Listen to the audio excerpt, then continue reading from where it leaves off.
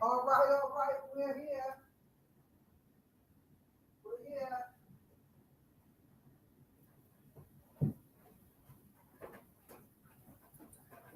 We're here. We're here. We're here. All righty. All righty. I forgot to get this other device so that I could pull up the comments on Facebook. Come on in, you guys. Come on in. Take this moment. Let your friends and family members know Spiritual Success TV is live. Okay, yes, we're here. Let me throw a great grand rising up here. Happy 14th day, you guys. Let me put this comment up here and then we'll just go ahead and activate. All right, beautiful, beautiful. All right, let's go, lovelies, let's go. Let's get ready to activate the success mind. We're going to sit with our feet flat, back straight. Go ahead and place a hand on your heart.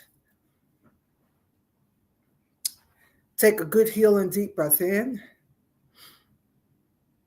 and exhale. Relax. Relax deeply. Relax peacefully. Deep breath in. Exhale.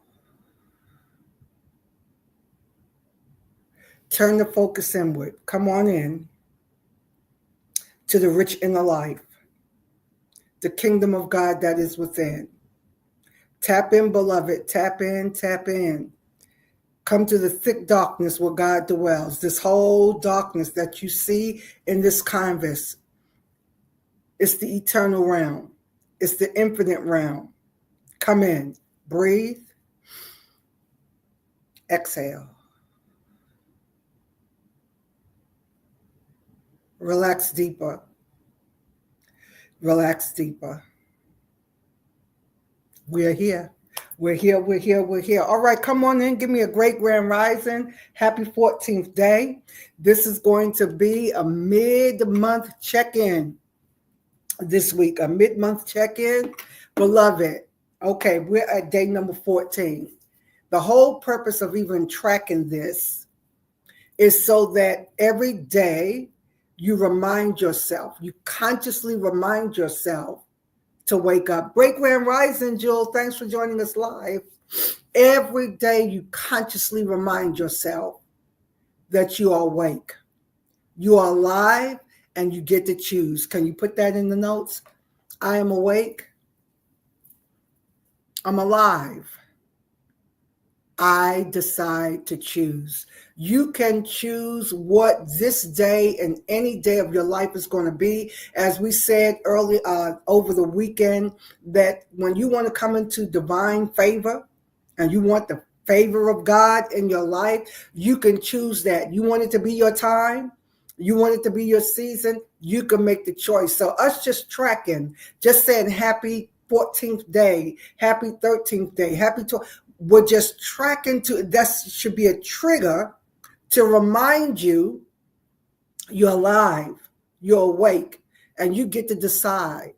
And it should be a trigger. You should start programming this into your subconscious mind that when you say happy 14th day, 15th day, 16th day, let that be a trigger to remind you all is well. Let that be a trigger to remind you that you have the power to choose. Let that be a trigger to remind you that you have been given great power and great authority. You have a dominion mandate and you want to use that every single day. So when we started out at day one, we started out declaring that this year is about me. It's all about me this year. Right?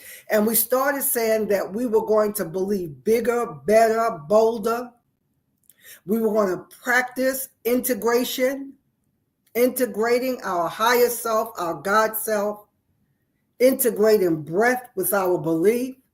We're taking our time. We went through 7 different categories of words.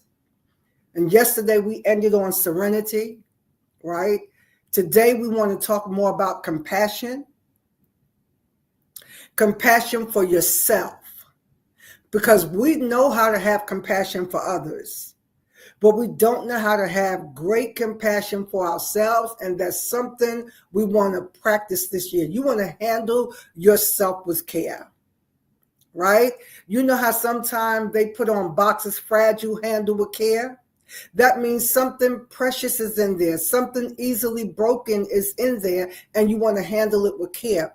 You want to handle yourself with care. You want to handle yourself with grace and compassion. Now, there's a difference between always letting yourself off the hook and having compassion for yourself and handling yourself with care and grace. When you let yourself off the hook, you're essentially operating from the ego realm, from your shadow self. Write that down. When you let yourself off the hook all the time, you're operating from the shadow self, from the egoic realm, right? And what that looks like is that you are in a semi-conscious state.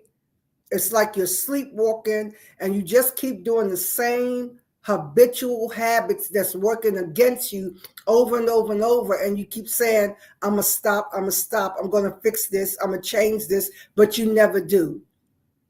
You're letting yourself off the hook and you're mastering and solidifying that behavior. So it's not about letting yourself off the hook, right? That's on the shadow side. We want to handle ourselves with compassion, grace, and care. Write that down. Compassion, grace, and care. What does that look like, Dr. E? That looks like the same way you would be gentle with a toddler. A toddler that is old enough where you could begin speaking and teaching a lesson to. When you have that level of compassion and that level of grace for a toddler, you talk to them with love, you talk to them with care. Sometimes you may have to be a little firm, but then you give the lesson. You give the reason why you don't want that behavior to be practiced. And that is the level that you need to really minister grace to yourself. You know how the Ephesian writer says, let no corrupt communication proceed out of your mouth, but only that which is good to use to the hearer, that it may minister grace, right? So you want to put yourself first, right? Me first. It's all about me this year. You want to put yourself there where you let no corrupt, false communication proceed out of your mouth, but only that which is good to the use of edifying, building up, motivating, inspiring, that it may minister grace to you, the hearer. Because we have an inner ear and an outer ear, and anything we speak, when we speak out, we're also speaking in because it comes from within first. I would share with my clients and students this very principle that think about when you are angry, when you are reviling, when you are just livid, you're just out of your mind and you are just releasing curses on someone. You have to remember you're doing it to yourself first. Because all of that, you're grabbing all of that energy, all of that life force. It has to come from within you first. And even though you spew it out, it's passing through your own air gate. It's passing through the inner ear of you. So we want to bring all of this in where we have no corrupt communication. We're not letting that proceed out of it, but only that which is good to the use of edifying, that it may minister grace to the hearer, you. Me first. Let me minister grace to myself first. All right? Grace to me first. So when we talk about compassion, having compassion for self, ministering grace to self, you want to speak very kindly to yourself, handle yourself as you would a toddler. You don't want to do that. And the reason we don't want to do that, because it's going to hurt you. It's going to stop you from growing. It's going to cause you to become ill. And you minister grace to yourself. And then what do you do when you're lovingly instructing a toddler? You tell them what you don't. Talk back to me, Jewel, because you know about this. You tell them why you don't want them doing that behavior, but then you gracefully show them what you want them to do instead. And we fail to do that for ourselves. We will just beat up on ourselves, talk down on ourselves, tell ourselves why we're not doing the right thing, right? But then we won't give the gentle instruction about what we should do instead.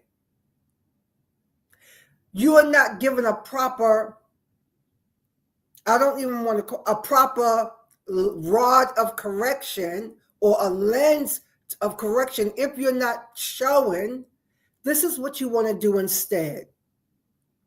So when we talk about having compassion, care, grace, ease with yourself first, the same thing that you have practiced over and over and over for others, I want you to give that to yourself first this year. That's what self-love is about. Self-love is about that, figuring out what's good, what you need, and giving that to yourself first, because you very well know how to give that to others. Great Grand Rising, thanks for joining us live. Come on, give me some feedback, you guys. This is going to help the algorithm. This is so important, right?